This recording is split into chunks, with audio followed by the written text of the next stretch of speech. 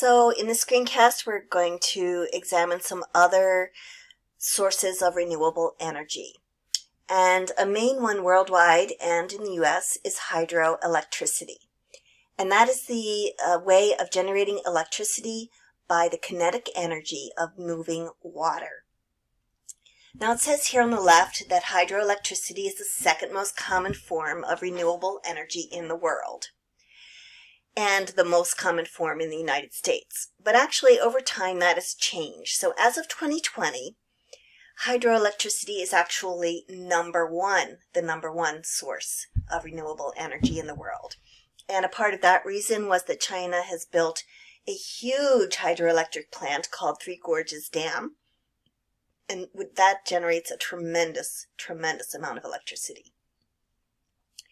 Currently, wind holds the number 2 position, and again, that's partly because of innovations in China.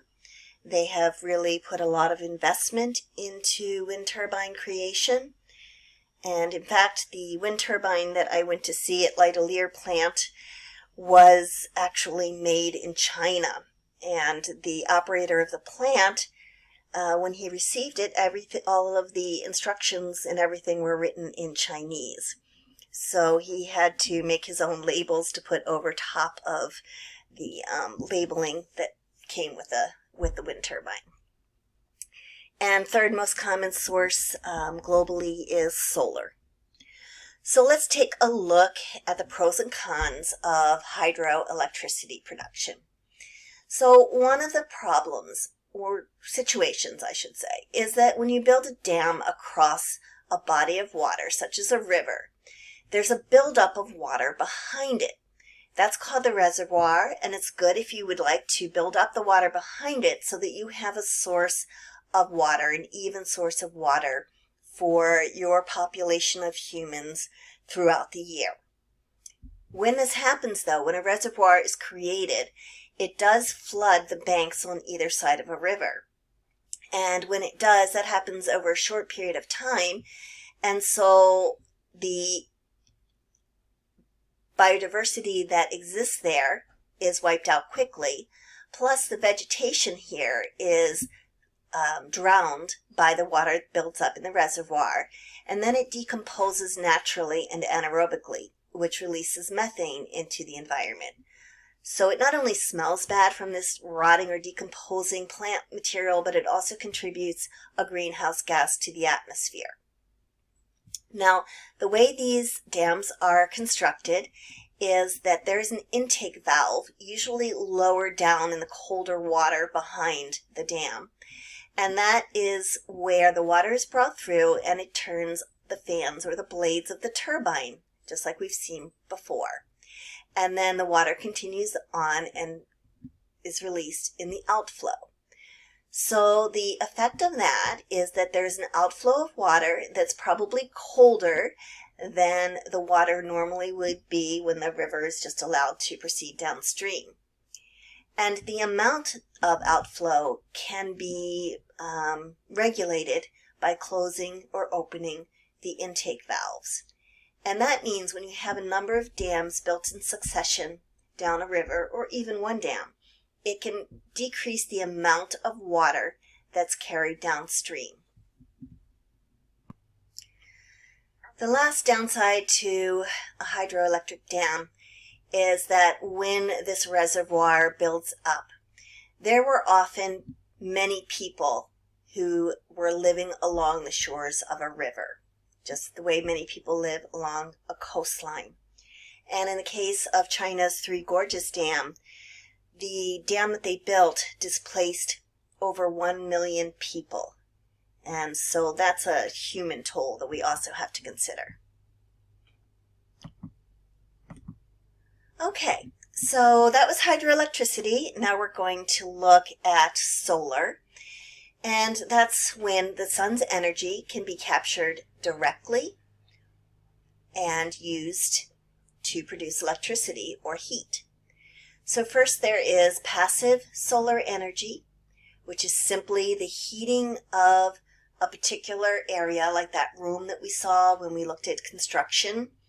and the solar energy passed through the panes of glass and was absorbed into the heat-absorbing floor tile. That would be an example of passive solar energy. There's also active solar energy, and that's when a pump or a photovoltaic cell, a PV cell, uses a pump or a PV cell to generate hot water or to directly generate electricity. A photovoltaic cell is something like what it sounds like.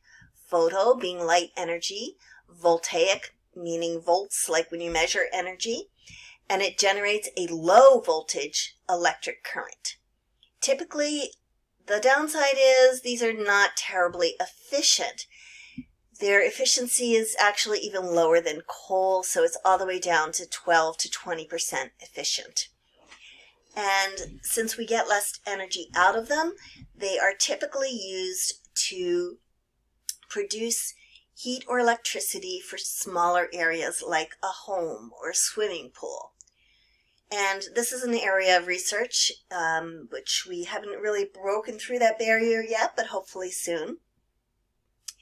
But in many areas, having a small-scale solar energy system can be economically feasible.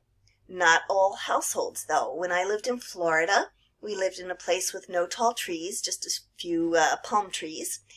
And about 9 months of the year, the sun would shine. 3 months, we would have the rainy season. But during those 9 months, there was plenty of sunlight, too much sunlight. And that continued to charge the PV cells that were on most people's homes. I can't think of anyone who didn't have it. Everybody pretty much had it. These PV cells were very long-lasting. They were there when we moved into our home.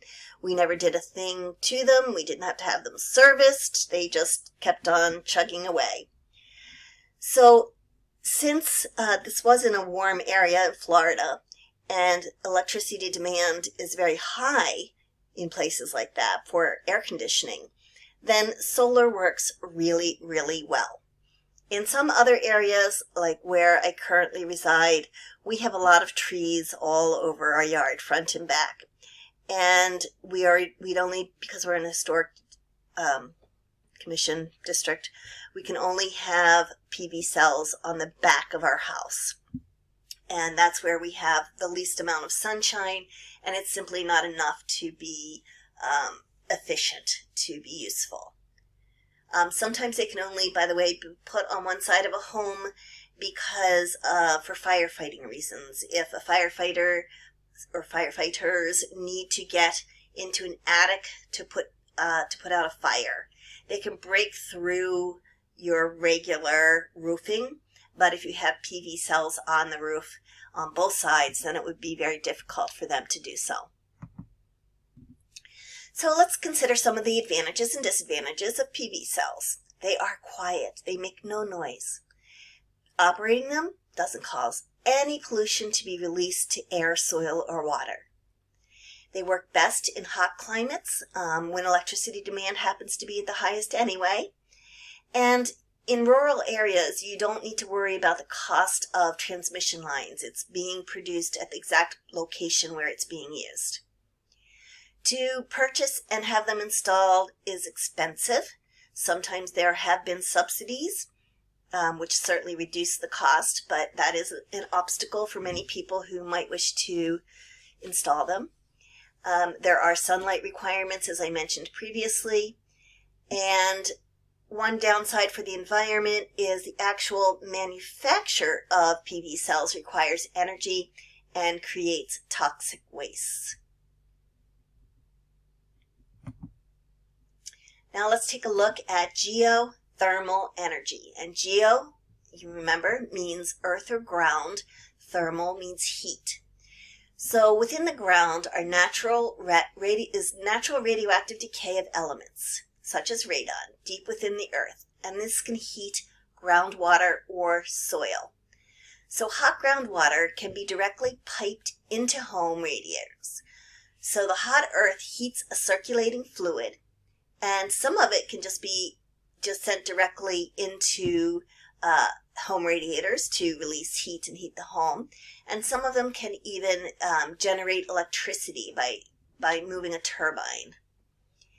Iceland heats 87% of their homes geothermally and creates 20% of their electricity in this way. So it does depend where you live.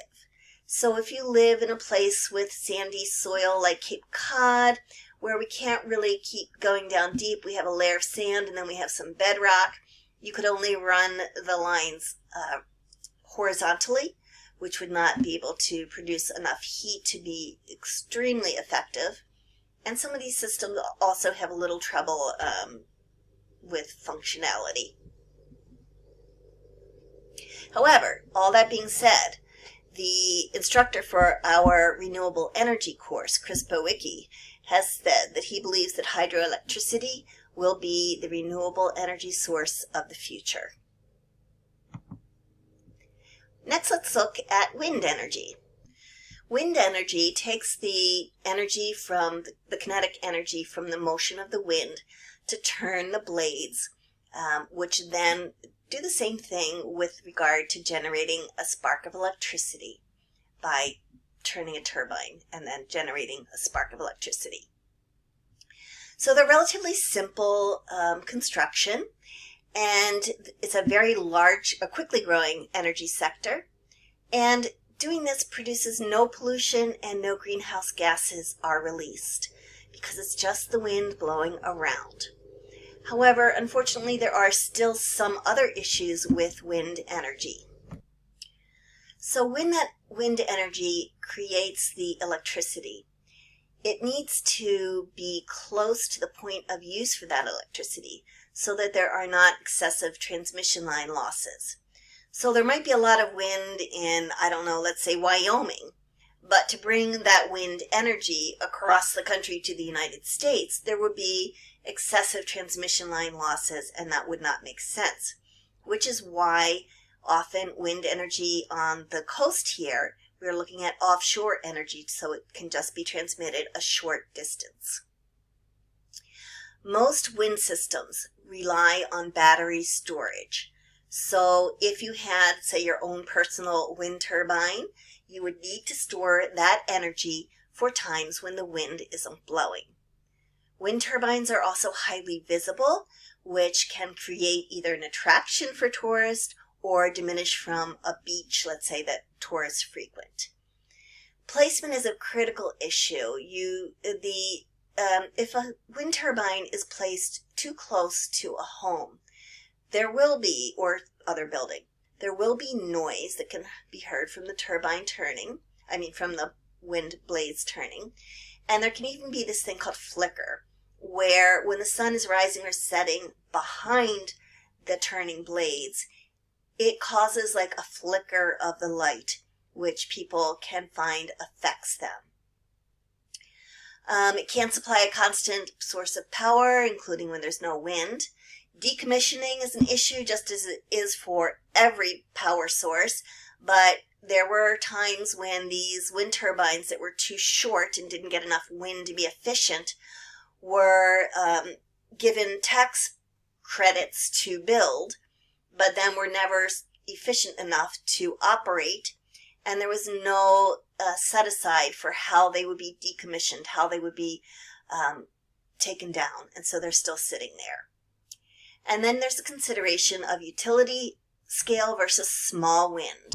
Small wind has been less efficient, so you see it sometimes in municipalities where they'll put up a little wind turbine, but it's not tall enough to really capture enough wind to be efficient. So utility scale wind turbines tend to be more efficient. And you can't put a wind turbine on your house, for example. It would rattle your house. And then, of course, is the whole big consideration of offshore issues and benefits. Will birds be affected? Will fish be affected? Will shellfishing be affected? So all of these things need to be addressed by, first of all, siting the wind energy appropriately and doing an environmental impact to study ways, what might be affected, and come up with ways to prevent that from happening.